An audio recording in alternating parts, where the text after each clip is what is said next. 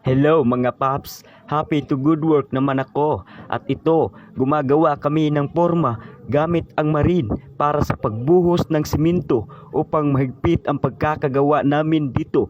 Kinakailangan lang talaga maayos ang trabaho namin para hindi madali masira kung may lindol. Samba ko lang.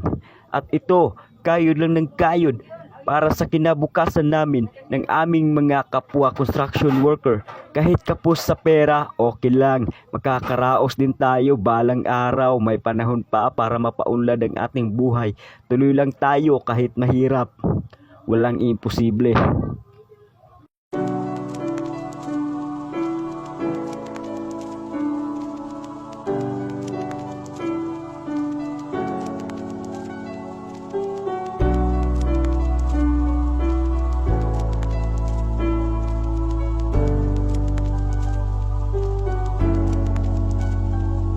Nagmamadaling pumasok ang tingin sa orasan. Pag nahuli ng ilang minuto ay kakaltasan. Aligagana pa para kumakalaman yung tiyan. Di dapat ka mabagal bawat tawidan sa daan. Pagdating mo palang ay gamit na gamit ka agad. Kayod kalabaw kung alilain ka sinasagad. Umaasta pa na amo yung katrabaho kung tamad. Pareho lang naman kami sumasahod at bayad. Aminadong empleyado pagod na ako. Hirap na sa trabaho ay gagawin ka pang bobo. Mga nakapalibot pa sa'yo pakitang tao. Sunod-sunuran nyo ako pero di ako aso. Nang dahil lang sa pera kaya ako tsinatsaga to. Kasi alam kong di ako pwede magreklamo. Paulit-ulit sa sahod pambayad ng atraso. Di madali ang pinagdadaanan naming mga empleyado. Hirap ng buhay, wala na bago.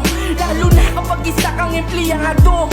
Kahit na ano sipag ay kulang pa rin ang sikap. Kinakapos pa rin minsan dinadaing na mahirap-hirap ng buhay. Wala na bago. Lalo na kapag isa kang empleyado.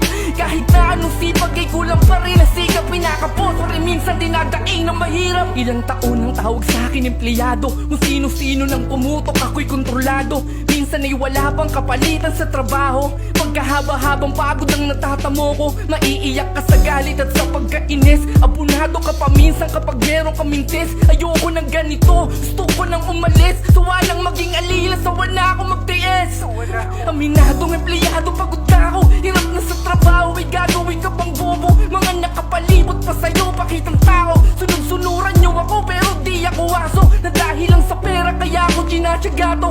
Kasi alam kong di ako pwede magreklamo. Paulit-ulit sa sahod, pambayad ng atraso. Di madali ang pinagdadaanan naming mga empleyado. Hirap ng buhay, wala na bago.